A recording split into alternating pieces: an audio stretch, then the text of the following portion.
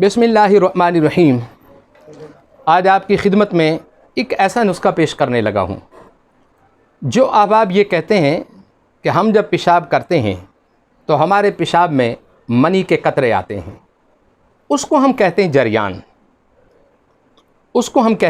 جریان، اور یہ قطرے ان کی کئی صورتیں ہیں۔ مثلاً آپ کوئی ایسی بات کر رہے ہیں کہ جو نامناسب سی ہے، پھر بھی بعض لوگوں کو قطرے آنے شروع ہو جاتے ہیں۔ بعض مرتبہ رات کو سو جاتے ہیں، صبح جب وہ اٹھتے ہیں انہیں احتلام ہو جاتا ہے۔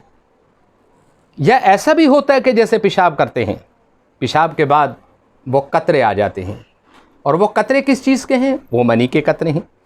جن احباب کو یہ بیماری ہوتی ہے ان کو عموماً کمزوری ہو جاتی ہے، ان کے اعصاب کے اندر ایک کمزوری پیدا ہو جاتی ہے، اور کمزوری کہاں تک پہنچتی ہے؟ آپ کی آنکھوں پر بھی فرق پڑے گا، آپ کے پٹھے جو ہیں ان کے اوپر بھی فرق پڑے گا، آپ کی کمر جو ہے اس کے اوپر بھی فرق پڑے گا، اور پھر یہی اس کو ہم کہتے ہیں احتلام اور جریان۔ ان دونوں چیزوں کے خاتمے کے لیے آپ کو ایک ایسا خوبصورت نسخہ دینے لگا ہوں کہ آپ زندگی میں یاد کریں گے۔ اور وہ نسخہ کیا ہے؟ سب سے پہلے تو یہ ہے اسکندر ناگوری، دوسری چیز کیا ہے؟ بدھارا، اور تیسری کیا ہے؟ کوزہ مصری۔ یہ تین چیزیں ہیں۔ اسکندر ناگوری یہ 5 تولہ لے لیں، بدھارا جو ہے یہ بھی 5 تولہ لے لیں، کوزہ مصری جو ہے یہ آپ 10 تولہ لے لیں۔ ان تینوں چیزوں کو مکس کریں، باریک کریں، گرینڈ کریں، اور کرنے کے بعد چھوٹا چمچ صبح خالی پیٹ آپ استعمال کریں۔ اسی طرح دوپہر کو کھانے کے بعد استعمال کریں، اسی طرح رات سوتے وقت استعمال کریں۔ صبح جو ہے خالی پیٹ استعمال کریں، دوپہر کو کھانے کے بعد، رات کو بھی کھانے کے بعد۔